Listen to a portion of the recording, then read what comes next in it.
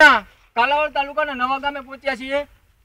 અહીંયા આપ કેમેરા સામે જોઈ રહ્યા છો એ ભોમેશ્વર મહાદેવ મંદિર એનું આજે ગણેશ યુવક મંડળ દ્વારા ખાતમુહૂર્ત કરવામાં આવ્યું છે।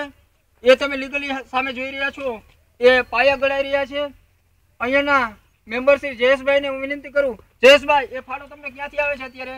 મેં સબ ગામજનો એ ફાળો ભેગો કરેલો છે અને ગણેશ યુવક મંડળ અમારું મંડળ છે, બધા નવ યુવાનો જ છે અને આ ગામ તરફથી સહયોગથી બધા મહેનત કરીએ છીએ। જયેશભાઈ અત્યારે આ ફાળો આપને અત્યારે લીગલી અત્યારે પ્રોપર્ટી અત્યારે તમારી પાસે કેટલી પડી છે? અત્યારે અમારી પાસે 1.5 લાખ રૂપિયા જેવું પડ્યું છે અને દાતા મળી ગયા છે 2-3 જણા, એટલે એના હિસાબથી અમે કામ ચાલુ કરી દીધું છે અને કામ સારું બનાવવાનું છે। બરાબર છે।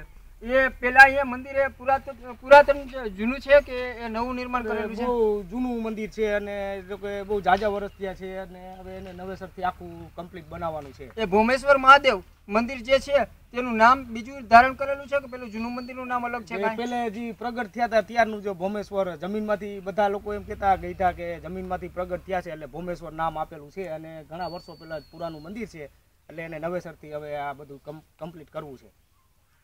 હાજી નિહાલ, જે અત્યારે આપણે જોઈ શકીએ સામે જોઈ રહ્યા છીએ એ લીગલી અત્યારે મંદિર છે ભોમેશ્વર, પુરાતન મંદિર છે અને એ મંદિરમાં ભોળાનાથની મૂર્તિ એ જમીનમાંથી નીકળેલી છે, ટૂંકમાં ભૂગર્ભમાં જ નીકળેલી છે એટલે ભોમેશ્વર મંદિર એ આપેલું છે નામ એનું।